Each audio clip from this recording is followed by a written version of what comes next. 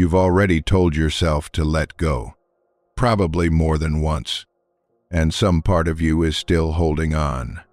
Not because you're weak, but because no one has ever explained to you what holding on actually is. That's what this is about. In 1736, a 25-year-old man named Hong Li ascended to the throne of the Qing dynasty and became the Qianlong Emperor, ruler of the largest empire on earth at that time. He would reign for 60 years, and somewhere in the middle of those 60 years, he developed a habit that his court found difficult to manage. He collected things, not casually, not the way powerful men often accumulate objects as symbols of status.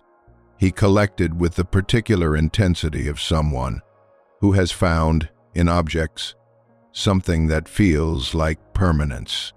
Paintings, calligraphy scrolls, ancient bronzes, jade, ceramics from every dynasty that preceded him. By the end of his life, the imperial collection contained over 1 million objects, and Qianlong had personally inscribed his seal, his poems, his commentary on more than 50,000 of them. 50,000 objects, each one marked in his own hand, as if to say, I was here. This passed through me. This is now mine. He inscribed on paintings by masters who had been dead for 500 years. He added his seal to calligraphy scrolls, so valuable that later generations would spend decades trying to remove his marks without damaging the work beneath. He wrote a poem on a painting by the Song Dynasty master Fan Quan, a landscape that had survived 700 years without being touched by anyone's hand except the painter's. Qianlong found it, studied it, and added 53 words to the margin. Art historians have a complicated relationship with Qianlong because the objects he collected were genuinely priceless. His preservation was, in many cases, the reason they survived. But the inscriptions, the seals stamped into margins that were never meant to hold them, the poems added to paintings that needed nothing added, those were not the acts of a curator. They were the acts of a man, trying to merge himself with things he knew he couldn't keep. Qianlong lived to 87. He abdicated the throne 3 years before he died, because he had promised, early in his reign, never to surpass the 60-year reign of his grandfather Kangxi, whom he revered above all others. He kept that promise. He stepped down from the throne, and then he spent the next 3 years attending every court function anyway, issuing edicts, overruling the new emperor, his own son, on matters of policy, making it quietly, persistently clear that the formal transfer of power had not changed the actual arrangement. The man who had voluntarily given up power could not quite bring himself to stop being the man who had power. His son, the Jia Emperor, spent those 3 years navigating a court that had 2 emperors, one official, one retired, one with the title, one with the room. The throne was gone, but the grip remained. Historians describe this period with the careful language of scholarship. But what they're describing is something most of us have seen in much smaller rooms.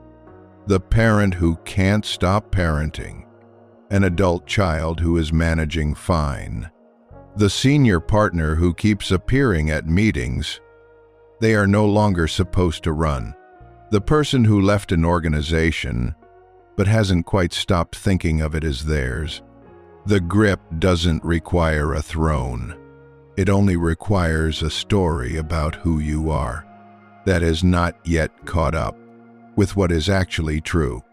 Buddhism had a word for what Qianlong was doing, long before Qianlong was born, and it's not a word that refers only to emperors.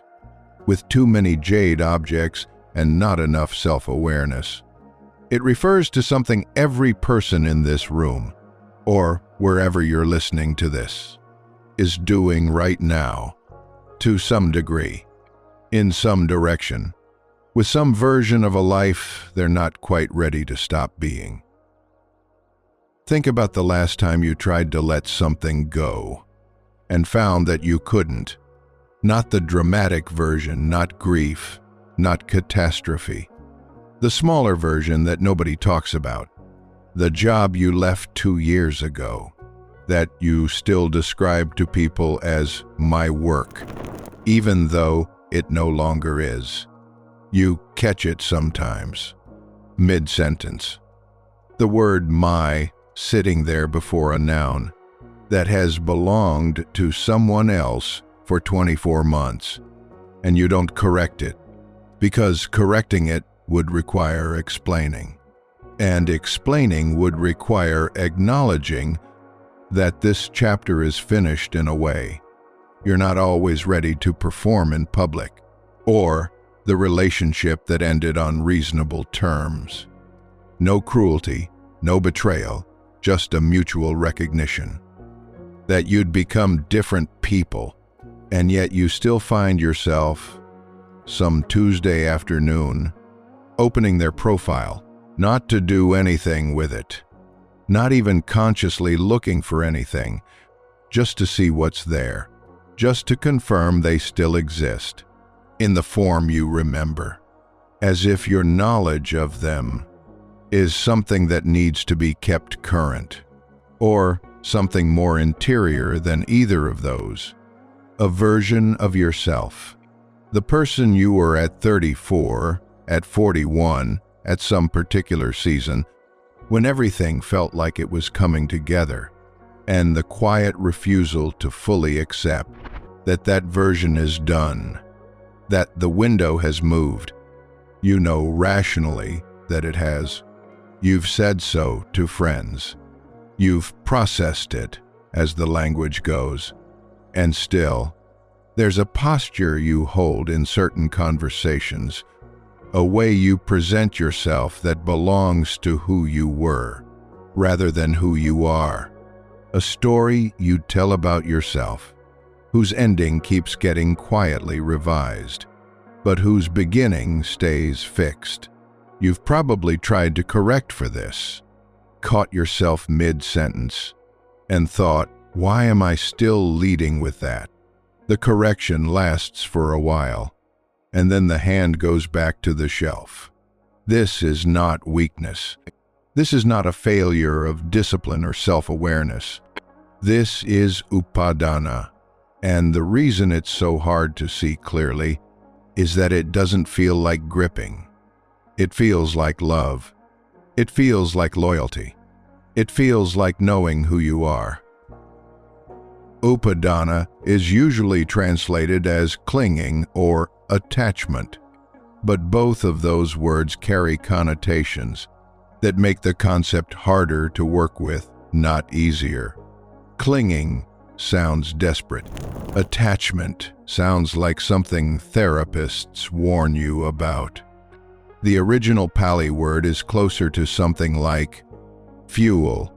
The word upadana also means the material you feed a fire, the dry wood that keeps a flame going after the initial spark has passed. And that's the image the Buddha was working with. Not, you are gripping something and you should stop. But there is a process that is feeding itself, and you are the one supplying the fuel. In the Buddha's analysis, laid out in what's called the Paticca Samuppada, the chain of dependent origination. Upadana is the 8th link in a 12-link chain. It arises from tanha, craving, and it leads to bhava, becoming, the process of continually constructing a self around the things you've decided you cannot lose. This is the part most explanations skip. Upadana is not just about objects. It's not even primarily about objects. It's about identity. There's a reason the Qianlong emperor didn't just collect paintings. He inscribed himself onto them. There's a reason he couldn't stop attending court. After he'd abdicated, the objects weren't the attachment. The identity was being the man who owned those paintings, being the emperor, being the one whose judgment set the standard for what was beautiful, what was valuable, what would last. The things were just the furniture of a self he had built over 60 years and could not imagine existing without. The tradition actually identifies 4 distinct forms of upadana. The first is attachment to sense pleasures. The obvious one, the one people assume the teaching is entirely about. The second is attachment to views, to positions, opinions, and frameworks. The ones that feel not just like things you believe, but like things you are. The third is attachment to rules and rituals, to the idea that doing a particular thing in a particular way guarantees a particular outcome. The magical thinking that disguises itself as discipline. And the fourth, the one the tradition considers most persistent, most subtle, and hardest to release, is attachment to the doctrine of self, to the conviction that there is a fixed, continuous, permanent you, who must be protected, maintained, and carried intact from one moment to the next. It's this fourth form that underlies the other 3. You cling to pleasures because they feel like they are yours. You cling to views because they feel like they define you. You cling to rituals because they feel like they secure you. All of it, in the end, is the same movement. The self reaching out to hold the world still for long enough to feel permanent. There's a psychological researcher worth meeting here. In the 1970s, a social psychologist named Ellen Langer ran a series of experiments at Harvard that she eventually grouped under the term the illusion of control. One of her findings was simple and strange. She gave people lottery tickets. Some people were assigned tickets randomly. Others were allowed to choose their own. The tickets had identical odds of winning. Statistically, meaninglessly identical. When she later offered to buy back the tickets, the people who had chosen their own demanded on average 4 times as much money as the people who had been assigned theirs. Same odds, same ticket. But the act of choosing had created something, a sense of investment, a feeling that this object was, in some way, an extension of themselves. Their decision had gone into it, their preference, their judgment, and so giving it up felt like giving up something of themselves. This is upadana, operating at the most basic level, below the level of conscious thought, below the level where telling yourself to just let go has any purchase at all. The grip is not in the hands. It's in the story of who you are. Here's where it gets genuinely strange. Most of us, if asked, would say we want to stop clinging to the things that cause us pain, the failed version of ourselves, the relationship that didn't work, the career path that closed. We want to release these things. We know, intellectually, that releasing them would be better. And yet, there's something the Buddha identified that explains why we don't. It's not that we enjoy the pain. It's that releasing the painful thing also means releasing the self that organized itself around that pain. The grief over the relationship is not just grief over the person. It's grief over the version of yourself that was the person who was in that relationship, who had those plans, who was loved in that particular way, who knew what the next decade looked like. Letting go of the grief means letting go of that version of you as well. And that self, even a suffering self, even a self organized around something that's gone, is still a self. It's still something rather than nothing. The philosopher Derek Parfit spent much of his career arguing that our attachment to personal identity is philosophically groundless, that the self is not a fixed thing but a process, a river that keeps moving while we insist on treating it as a lake. He found this liberating. Most people find it terrifying, because if the self is a process rather than a thing, if there is no fixed you to protect, then what exactly are you holding on to? And what happens to it when you finally open your hands? The Buddhist answer is both more precise and more unsettling than most people expect.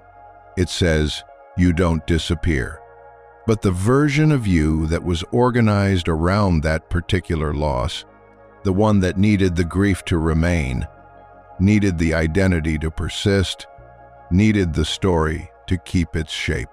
That version has to change. And change, by now, you already know, is the thing the mind resists most reliably. Upadana feeds itself. You hold on to the identity. The identity requires the story. The story requires the object, the grief, the memory, the person, the old version of yourself. To remain present, to remain meaningful, to remain real. And so you supply the fuel, not because you're weak, not because you haven't tried, but because no one ever told you that the thing you're holding isn't really in your hands. It's in the story you keep telling about who you are. There's a moment that will probably feel familiar. You're in a conversation, a dinner, a meeting, a catch-up with someone you haven't seen in years. And someone asks what you've been up to, and you hear yourself begin. You hear the version of the answer that starts from a particular point in your past and moves forward in a particular direction.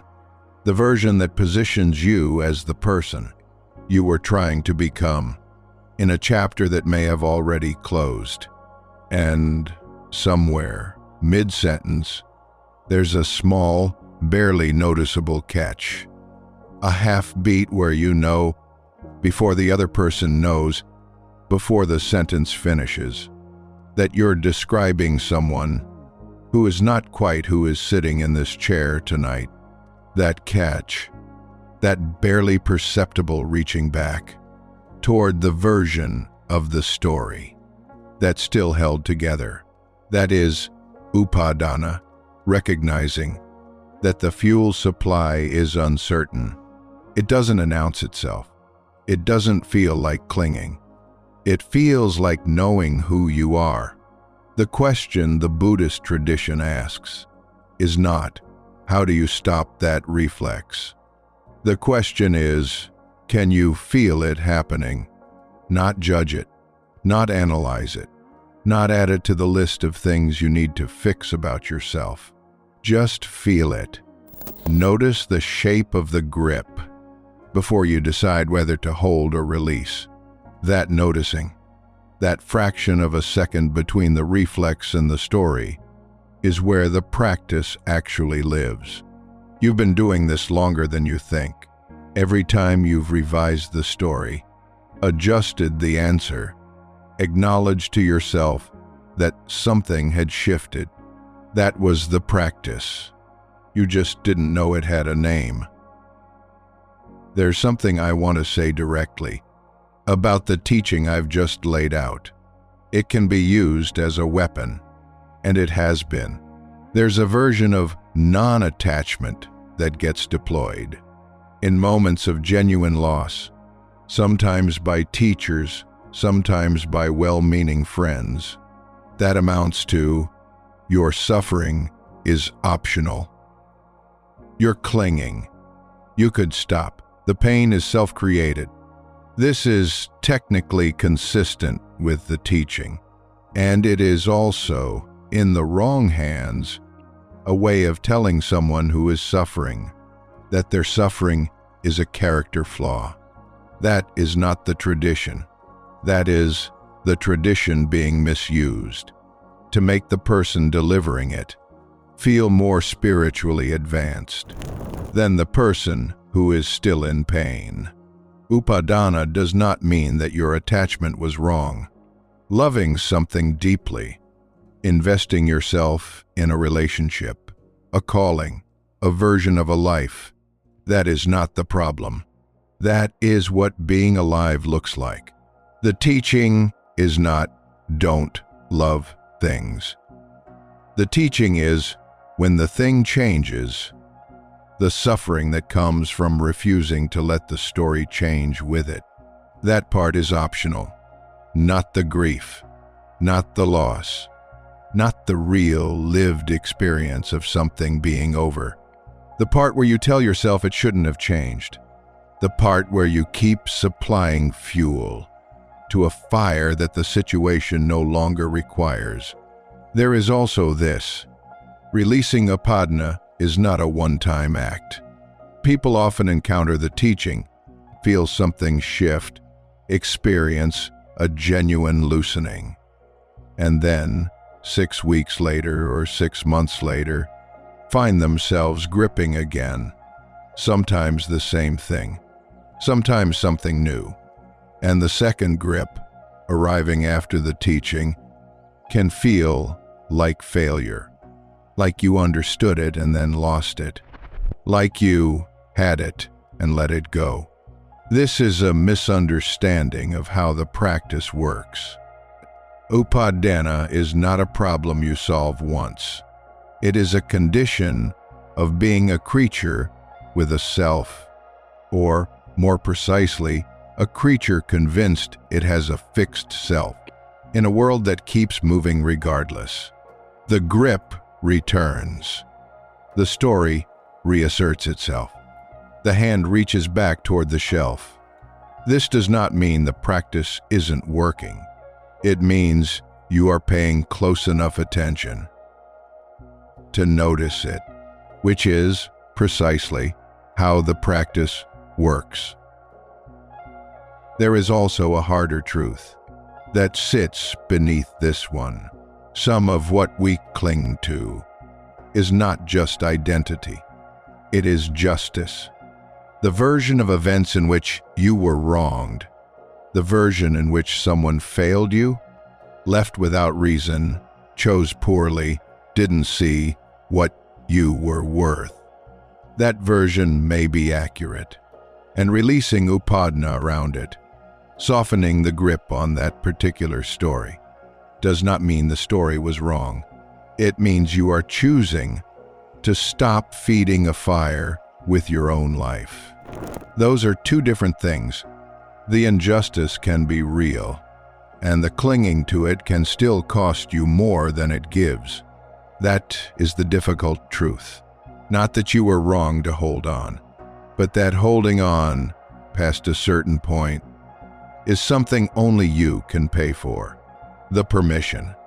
There's something about being further into a life that makes this teaching both harder and more available.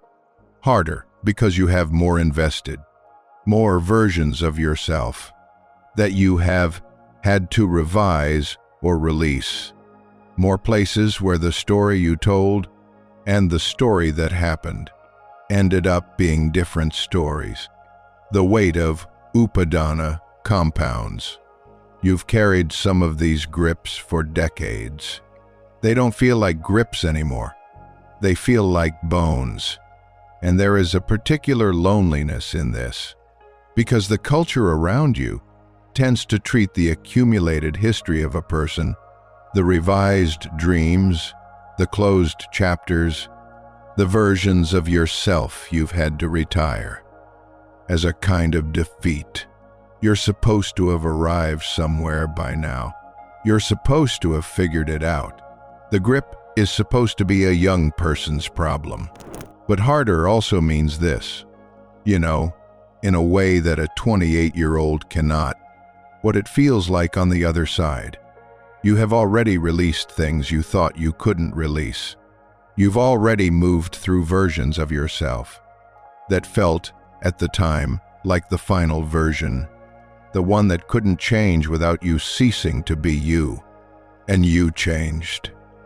And you were still you, different but not destroyed. That knowledge, experiential, bone-level knowledge, not philosophy, not theory, is the specific thing the practice needs. The Stoic philosopher Epictetus was born a slave. He was not permitted to own anything. He spent the first half of his life in a condition that made upadana, in the usual sense, nearly impossible, and he became one of the most precise thinkers on the question of what we can and cannot control, not because deprivation made him wise, but because necessity had already done what most people spend decades trying to do voluntarily. It had shown him, clearly and repeatedly, where the actual self ended and where the story about the self began. He wrote, "Seek not that the things which happen should happen as you wish, but wish the things which happen to be as they are, and you will have a tranquil flow of life." This is not resignation. It is a very precise description of what releasing upadana actually feels like from the inside.